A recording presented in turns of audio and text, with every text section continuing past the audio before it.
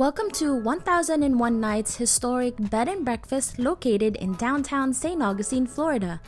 If you're looking for a charming and truly a unique place to stay, this is a great option. 1001 Nights is housed in a beautifully restored 1800s two-story building that was originally a private residence.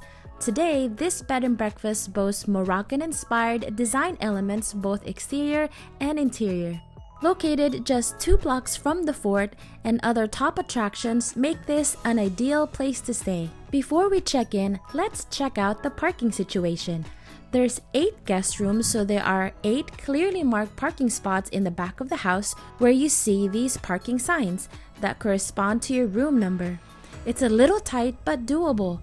Keep in mind that most of historic St. Augustine area is tightly packed. Here's the back of the house, and that's room number 7 with a private balcony, which is the room we reserved. The back downstairs is designated smoking area. Here's another private balcony. After walking through the front doors, to the left you'll see the inn's dining hall where they serve breakfast each day. Room number 7 is on the 2nd floor at the back of the house. This is a 2-bedroom, 1-bath suite. Upon entering, there are 2 twin beds to the right showing that Moroccan vibe with rich textures and color shown on the pillows, blankets, and even on the wall decor. To the left, there is a closet with a few hangers, the TV on the wall, and there's a small fridge and a chair. At the back is the 2nd room featuring a full bed, 1 side table, and windows. I love how you can see the green trees looking through the windows, bringing in the natural light.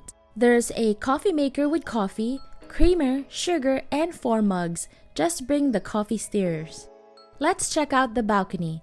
The gold on the table and chairs match the gold trim of the house. The patterned blue and gold tiles are an extra touch. So here you have a view of the parking lot below. Featuring a claw tub in the bathroom, which you'll have to be careful going in and out of. This area is bright and cheery, with the natural light pouring in from the window. There's a toilet, a sink, and a small mirror on the wall. And there's enough towels for 4 guests. Here's the hallway to go downstairs.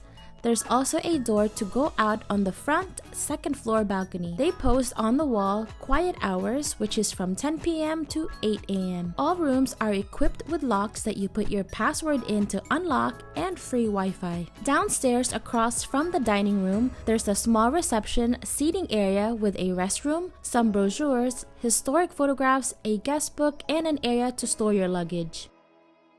The next day, the host Cynthia came and took our orders. For breakfast, we got omelets that fueled us for the day, but they also have pancakes and waffles.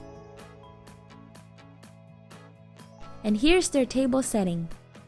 Pros for staying here include the walking distance to downtown, the free parking for sure because everywhere else charges $25 and up per night nowadays, and also the experience of staying in a historic home. Things to consider: the stairs if you have mobility issues.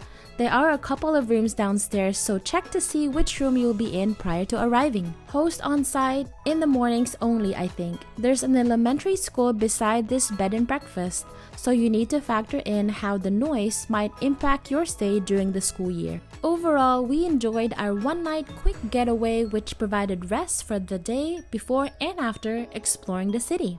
Check out our playlist for other videos to discover more of St. Augustine. Please like and share this video and subscribe to Grace Joy TV for more of the Florida lifestyle. Until next time, see you in the next video.